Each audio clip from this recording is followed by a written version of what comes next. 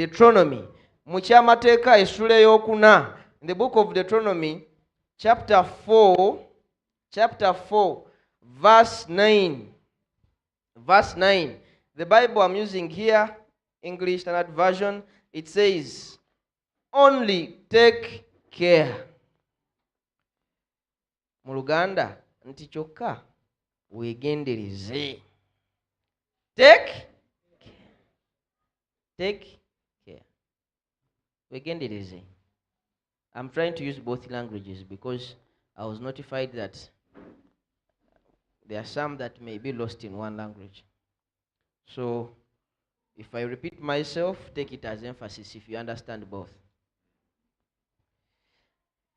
Only take care. Take care. Take care. Take care. Now, this is good.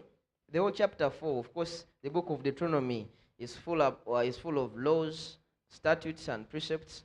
But chapter 4, God is again giving special commands and special statutes, but encouraging the children of Israel to remember who God is as their Father, who God is as their Savior, who God is as their provider, who God is as the one who delivered them from Egypt.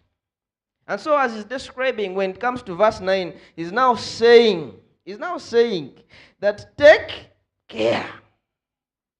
Wegendereze. The next phrase, keep your soul diligently. Nti wekuume emmeeme eyo. Nyiikira oleme okwerabira ebyo byonna, lest you forget the things that your eyes have seen. Now, in this verse, God is calling the children of Israel to watch, to be on their guard, to watch their moves, to think about their steps, but also to remember where they have come from, the history behind them. God is calling them to remember how they suffered in Egypt. God is calling them to remember how they were delivered when they were crossing the Red Sea. God is telling them, whatever you're doing forward, do what? Remember. Whatever you're doing forward, take care. I have a professor in Bugema. You know him, he's called Warancha. When he's in class, every class he says it. Take care, help yourself, think big. Says, take care, help yourself, think big. That is his statement. I think it is now locked in his brain that he has to say it to young people like us. Now the Bible is saying, take care. If I change this statement, the Bible is saying that when you are walking, walk carefully. The Bible is saying that when you are planning any move forward, plan carefully. Plan carefully. Plan carefully. When you are dating, date carefully.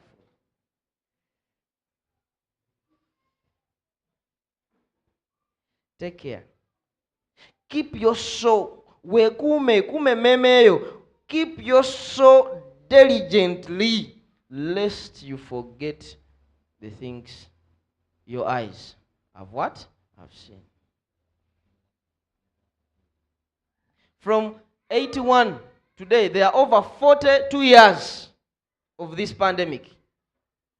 And if I show you some statistics here, you will see that we have lost over 85 million people in this pandemic. Let me show you. Today, globally, it is estimated that we have 39 million people living with HIV. Tuyina abantu bukadde 39 mu nsi yonna nga balina akawuka akaki akamukenenya. 39 is close to the whole Uganda. True or false? The whole Uganda. The whole Uganda. And the statistics are showing that every year, 1.3 million people become infected. Buli mwaka abantu akakadde kamu mu emitwalo ameka? 3. bafuna akawuka. Kambuze. Akawuka kaita mu mpewo. Wanji? Kali airborne. Is it like corona?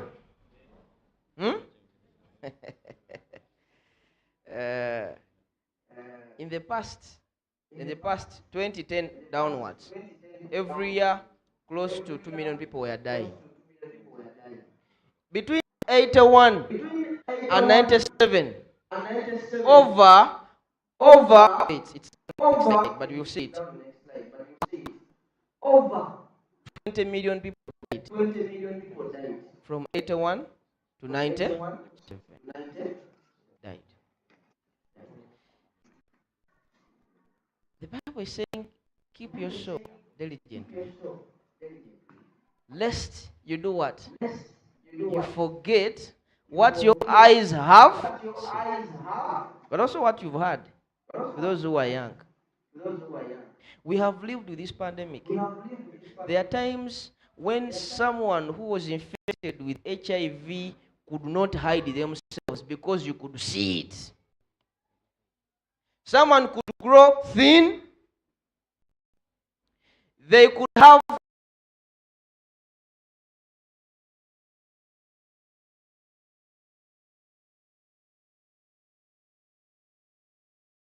they could grow so thin that their eyes were bigger than the head.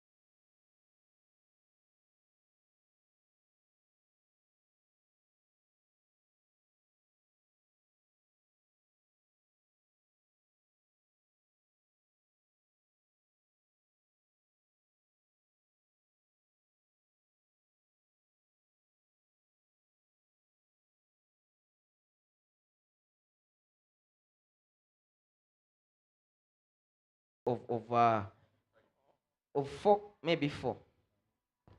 If we have 20 million deaths, how many orphans are those? 80 million.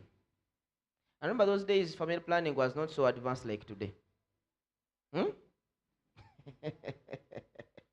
I remember those days in Uganda polygamy was so obvious. So you can count how many orphans we have today, even today, because of 81. People thought it was witchcraft. People went, they bought the windpipes, they used the windpipes, but the more they used the windpipes, the more they were doing what? Dying.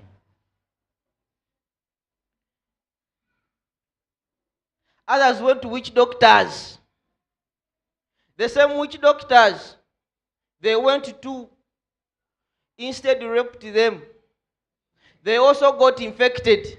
And when others who are not infected came, they also raped them. And the witch shrine became a hub of infection, where people come, receive the virus, and they go and they do what? They spread. Supply. People died. People suffered. To make matters worse, we never had even treatment that was reliable. We never had reliable treatment. And so the best they could do for you, if they realized you had Mukenenya, was to isolate you, put you somewhere. You face the social trauma, the psychological trauma, the stigma, even in your own home. in your own home? Me, I had an uncle. He was a fisher. What do they call them? Those who work at the fish. Fisherman, fishmonger. The men and the monger, what's the difference? Mongers sell. But those who fish are what? They are fishermen. Okay. You know, I'm at the university, so I need to learn. Now, my uncle, a brother to my mom, actually the eldest, he was a fisherman, that side of Kaseng. And around 96, he got infected. And he brought the virus to the wife who was at home. The wife also got infected. And they lived, but I think they didn't know that they were infected for some years. And in 2002, there was a massive testing in Kaseng. And my uncle realized that he was positive. And so he came and broke the news to the wife that I am positive. The wife, of course, there is that denial. There is that denial at first, which I also experienced, by the way. I'll tell you how I experienced it. There is that denial. But later she also went for testing, and she found out she's also positive. Then Tasso had become so strong. But she refused to go to Tasso. And in 2004, she died. When she died, it was around 11 to noon. And we went for burial the next day. The husband also died. And we heard voices from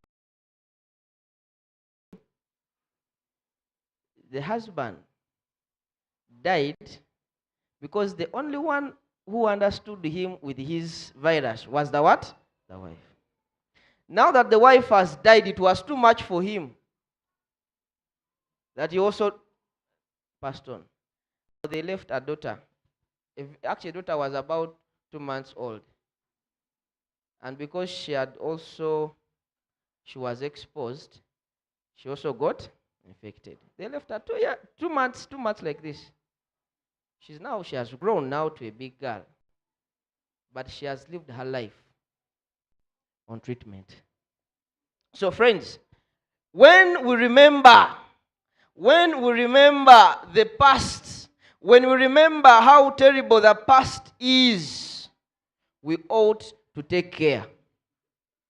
When we remember the effects of this virus, of course, on the physical life, on the economy, on the social life, and the mental health. I told you the virus goes into the nerves. And anything that can affect the nerves affects the mental. Are you getting me?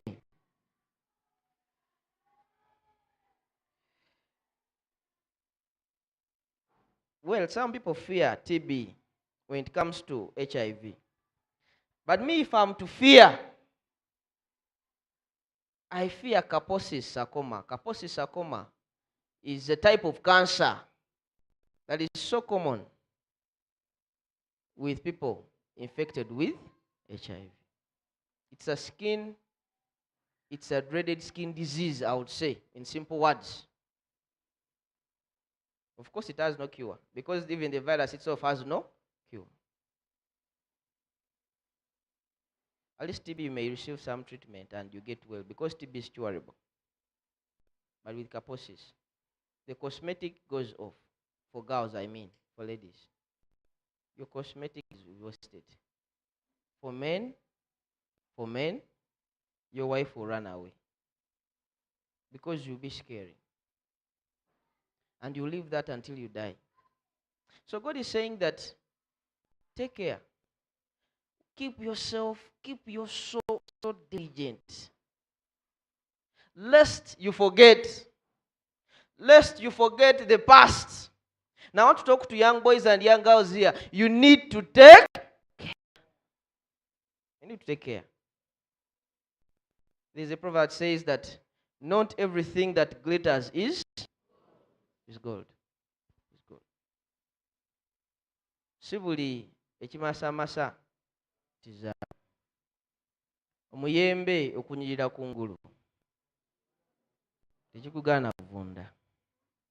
Now God is saying, we need to remember, of course, it is not good to someone made a statement that it is terrible to live in the past. The same person said, it is great to learn from the past. Let me repeat it. It is terrible to live in the past, but it is great to learn from the living in the past. Is you staying there mourning, I lost my father, I lost my grandmother, you keep mourning, you get depressed, you always thinking about the past. That is terrible, because the past is horrible. Even in other lives, forgetting about HIV, the past is always what? Horrible. Past is so horrible.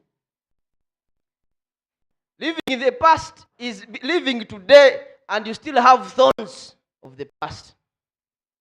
A story is told that one day the Shin monks left their temple and they were going to the market. Is the leader, is like their lead priest. And when they went to the market, they bought what they were supposed to buy. On their way back, they found a pregnant lady. Of course, it is ladies who are pregnant. They found someone pregnant who wanted to cross a trench. She could not jump. And as they were getting closer to her, they watched her. But because the rules of the monks, they are not supposed to touch a what? A woman. And so they are okay to walk past the woman. When they got close to her, the abbot stood. And then he jumped over. And then he helped the woman to jump over, to cross over the trench. After carrying her over, he left her and they walked back to the temple quietly. And then when they reached in the temple, these other monks, the way they were seeing their abbot was different. They were seeing him as someone who is an hypocrite, someone who is unworthy to even enter the what? The temple. How could he? After all, he's our leader, how could he touch a woman? Isn't he the same person who teaches us not to? And so the abbot saw them throughout the day, and they were bothered. How could he touch a woman? He should be out of this temple. Like how some of you force people to resign. He should resign. We had a good president at Bugema who did not take care, and he by then I was teaching in the nursing school. He could not take care, and so he raped a student. The story says he raped. He was a Kenyan. He raped a student, and he was actually a pastor. He was a student pastor, not a pastor. He was a student pastor. And so when he raped, he attempted to rape. They are different, eh? But the real case was he attempted to rape. I was at the extreme anyway, but he attempted to do what? To rape. And they did investigations. The university did investigations. And it was established that surely he attempted to do what? To rape. To rape. I don't know what they said. He should do what? Resign. It was the song at campus. He must resign, he must resign, he must resign. Of course, he resigned. And of course, the School of Theology had to take action. He was suspended from the School of Theology for a full year. So he went back to Kenya. because of attempting to do what? To rape. Now, this abbot, a mere fact that he touched a woman, the subject, the monks were lost trust in him and were asking in their minds, how could he touch a woman? And then when he saw them, they were no longer loyal to him. And so he asked, what is bothering you? And one of them said, Abbot, we've been respecting you so much, but we are still wondering, how could you? You know, the same thing happened to Jesus Christ when he visited one of the Pharisees' home, and Mary, the prostitute, brought a perfume and washed his feet. And the apostles were like, how could she? She's a sinner. How could a sinner enter in and come to Jesus? The same thing that Abbot told them, it is true, I broke the law. It is true, I carried the woman. But I think you are breaking the law much longer. Because I carried the woman at that place and I left her there. But for you, you carried her from there to here. So living in the past is so terrible. You need to move on. You need to move on. Now, it is terrible to live in our past, but great to learn from our past. So great to learn from our past. That's why God is saying, take care. Keep your soul. Remember the things you've seen. Remember the things you've heard, lest you depart from your heart all the days of your life. That if you don't remember the past, if you don't remember the days when the pandemic was at its peak, if you don't remember the number of people that died today, 630 are dying every year. Today, I told you 10 years back, 2 million were dying. 2 million were dying. But today, somehow God has helped us. Only 630 are dying. But our goal is to have zero death.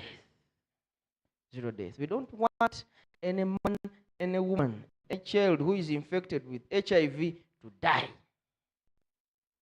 because of HIV. They can die maybe because of accident.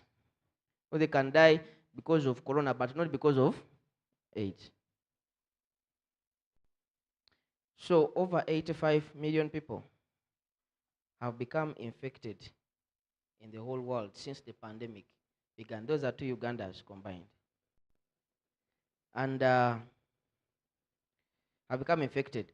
And over 40 million people have died from the AIDS-related epidemic.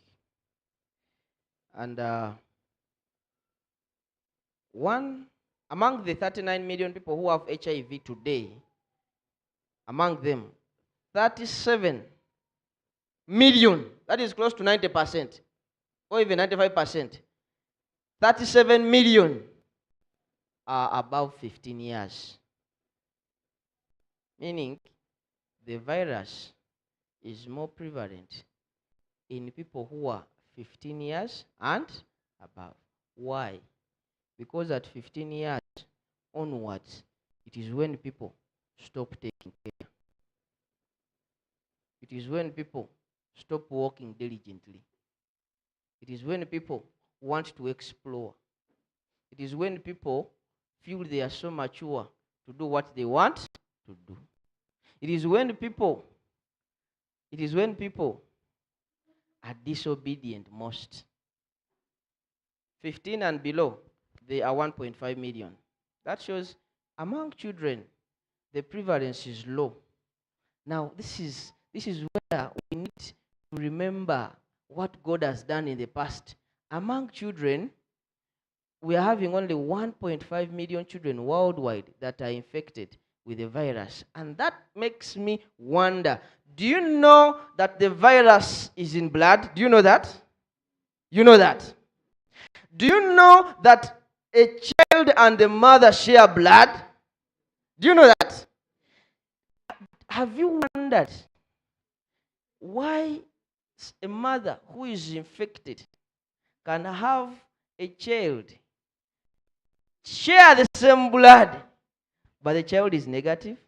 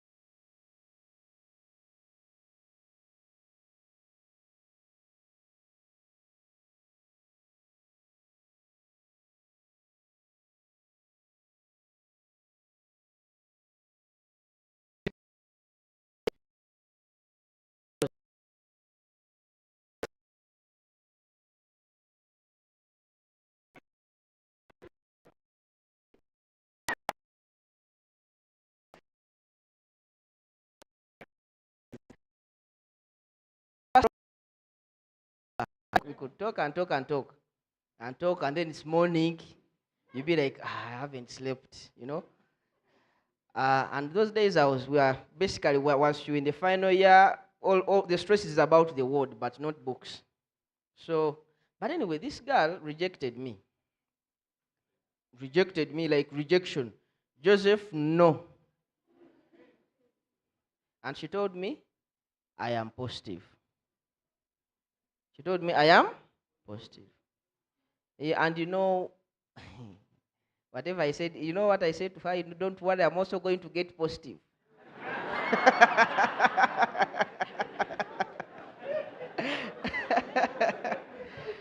But it is easy to say, eh? But not easy to do what? To do. Yeah, and she told me her story actually. I used to go to their home. She told me a story of she was born infected. The father was polygamous. So her brothers are all normal. So the father infected the mother, and then she came. You understand? And so she has lived her life infected. And when she knew that I was in medical school, she could ask me. Sometimes they could do trials on her. Trials, I mean, when they make an advancement in a drug, they normally call some people. You get it, eh? Now, because for her she has been in a system for so long, they could call her and they change some drugs for her. But when we were talking, we were still friends by the way, but not so much close ever since I got married. I married, but in the past we were so close friends. She's now in Kenya. She's doing a master's in agriculture, something. But she used to tell me that I used to ask her, have you taken your drug today? No, I have not taken. And she used to tell me sometimes when I take the drug, I feel a heartburn. Sometimes when they are doing those trials, she could get those side effects. Her fingernails could get dark, And until one day I told her, you should stop being a subject. Stop being a what? A subject. And she stopped. They could give them some money, but she stopped being a subject. And she now takes normal drugs for HIV. But her life on drugs was tough. And she said, I don't want to marry you because I will not forgive myself. I will not forgive myself if I do what? Infect you. So we just remained as friends. Now I was telling you about my experience. Recently, about 5 months ago or what, we went for a burial. I went with Pastor Mpade. We went for a burial in Iganga. And after the burial, we came back, but we decided not to use Ginger Road, but to use Nkokonje Road. That road. It was around 6 to 7. I was the one driving. So we reached somewhere. I don't know the names. And we found a lady who was involved in an accident, and she was in the middle of the road, down. You see that road? There are places where there are no people. So we stopped around 6, and to do some first aid, we stopped. We came out of the car. We helped remove the lady from the middle of the road and take her on the sides of the road, but she was bleeding from the head. And actually, when I looked at her, she was semi-conscious. She was in a transition to being unconscious. Because, of course, now she's getting into shock, basically. So, I don't know what came to my mind. I became stupid. I used my bare hands to arrest the what? The bleeding. I realized my hands could not help, so I picked a hanky from my trouser and tried to put pressure on the bleeding point. And then, of course, a few people came, we got a border guy, we put her on a border, they took her to the hospital. But now, of course, we got water, we had water, this mineral water. We washed, went back into the car, and came back. Now, when I was driving, now the real thoughts came, the take care came. I remembered that I did not take care of my life. Are you getting me? So in first aid, the first principle says, protect your what? Yourself. Now I remembered, I don't know her, whether she's positive or not. Positive. So now, by all means, I knew I have to go and get the pep. You getting me? And me where I sleep, me and the hospital, we are neighbors. Our health center 3. So when we arrived, I went. The nurse in charge of art was not working in the morning. I went back. I will not tell you how I was between the night and morning. Because some of my thoughts were like, do you mean that this act of kindness can cost my life? Are you getting me? But now how about the wife? Won't she think that I committed adultery? You getting me? But in the morning, quietly without telling her, I went, told them I want pep. Registered, they gave me. I didn't tell them the story, whatever they thought about me. And I'm their supervisor. Can you imagine? Whatever they thought, I left it to them. They gave me my pep, and one of them was trying to be kind. Should he put some cotton? When they put cotton, the tablets don't shake, eh? And people will not realize. But when there is no cotton, they're shaking. And people will know you are on art. Anyway, me I picked, went to office, took the first tablet. Then evening, I came home.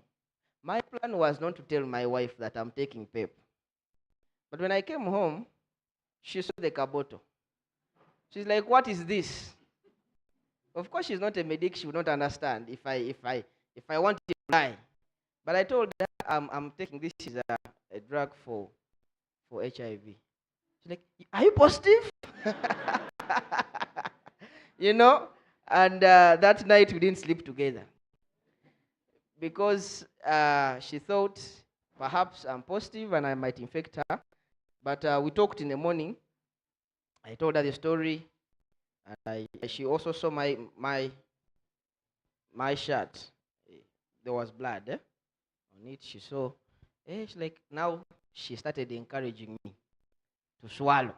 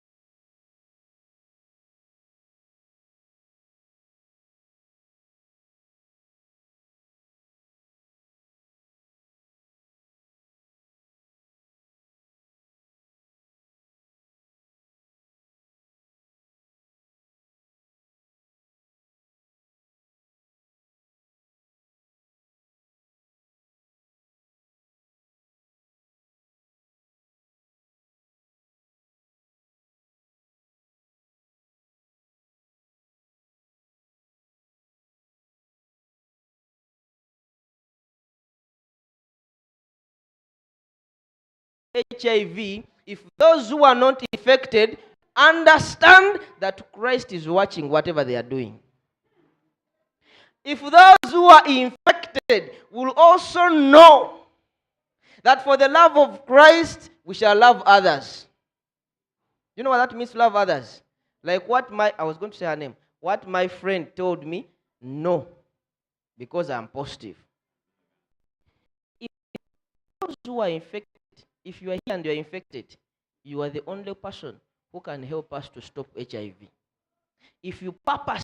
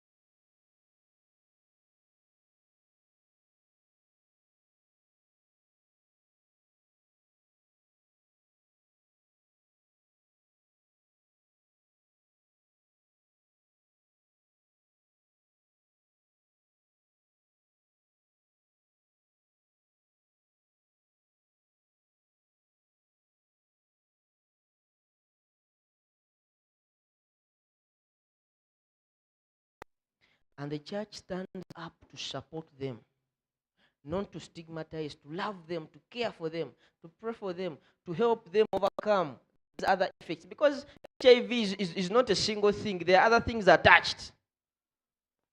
To help them overcome the social injustices, to help them be empowered.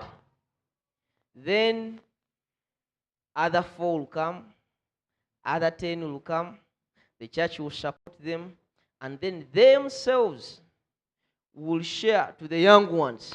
They will remind them the history, and the young ones will take care. But also, themselves, they will not purpose to kill anyone. Are you getting me? Because the church has loved them. My prayer this day is, as a church, as Kyambogo University Church, the single girls and boys, the married couples, those infected with the virus, to be faithful to Christ. C is my golden rule. C is my philosophy to overcome the pandemic. But I want to read this simple verse to those who are infected. Actually, there are 2. Let's just go quickly. Let's go to the book of Jeremiah, chapter 30, verse 17, and we'll end up with Isaiah. Jeremiah, chapter, I said 30. I said verse 17. I want to speak to my sisters. Njagala okwogera ne bannyinaze ne baganda baffe abalina akawuka akamukenenya nti Katonda tabeerabidde. Mu Yeremiya essula eya 3, Yeremiya essula eya 3 olunyiriri olw'17. Okay, kale tusseewo. Bible egamba bweti. Bible egamba, kubanga ndikukomezaawo obulamu era ndikuwonya ebiwundu byo, bw'ayogera Mukama. Eruzungu egambye, for I will restore your health to you, and your wounds I will heal, declares the Lord. Because they have called you an outcast, nti olw'okubanga bakuyise, Uganda, kubanga bakuyise yagobebwa, Katonda kyavudde agamba nti ye maanyi ge mu buyinza bwe, oyo Katonda walidde ensi eno, ensi n'etamalibwawo bulwadde buno, Katonda wazza abaana abali mu mbuto, n'embuto abaana ne batafuna kawuka nga bali mu mbuto, oyo Katonda wadde basansa amagezi ne bafuna eddagala. Mukimanyi nti kati bafunye eddagala nga lya mpiso ofuna shot emu omwezi. Soon it is coming to Africa. Katonda oyo aluŋŋamiza bannasayansi ne bavaayo n'empeke ezirina obulabo obutono naye nga ziyamba okulwa byonna, agenda kuwonya obulamu bwo, agenda kuwonya ebiwundu byo. Mukama waffe Kristo bw'anajja, akawuka agenda kukagiramu ddala mu musaayi, atuwa obulamu obujja. Isaiah kyava amwogerako, Isaiah chapter 33 verse 24. Enjagala okusembyayo. Isaiah 33 verse 24. Isaiah 33 verse 24. Verse 24. And no, kati wano Isaiah Katonda mubikkulira kwabo abanaabeera mu bwakabaka bwa Katonda, abo abagenda okusikira olwo obutagwawo, agamba, and no inhabitants will say I am sick. The people who dwell there will be forgiven their iniquity. Noyo agamba nti n'oyo atuulamu, alituula mu ggulu, talyogera nti ndi mulwadde. Ebyokwogera ndi mulwadde bikoma abagenda okukkiriza Yesu Kristo, abagenda okukkiriza Kristo afuge obulamu bwabwe, babeere beesigwa mu maka gaabwe, babeere beesigwa mu bulamu bwabwe, baleme okukozesa obukyayi kulwaza abalala, babeere n'okusaasira eri abanabeera beesigwa ng'omusajja tava mu maka ge n'ayenda, nga n'omukazi bw'atyo abalaba beshwa ne bakkiriza Yesu Kristo okuba omulokozi waabwe. Oyo Kristo agambye alibawonya, naye agambye nti abanatuuka mu bwakabaka obw'oggulu teri n'omu ajja kuyimirira agambe bannange ndi mulwadde. Bulwadde bugenda kuba bukomye wano ku nsi, kubanga tugenda kwambazibwa guno oguvunda gulina okuvaawo. Twambale okukola ki? Obutavunda, obutala kirimu. Katonda agenda mumalirawo ddala. Agambye nti teri n'omu ajja agamba nti ndi mulwadde. Era abantu abatuula omwo Katonda newankubadde nga sirimu kubanga ojemera Katonda n'oyenda, Bayibuli egambye nti Katonda ebyo byonna agenda kubikusonyiwa. Agenda bikusonyiwa. Agambye nti alibasonyiwa obutali butuukirivu bwabwe. Mukama abawa omukisa.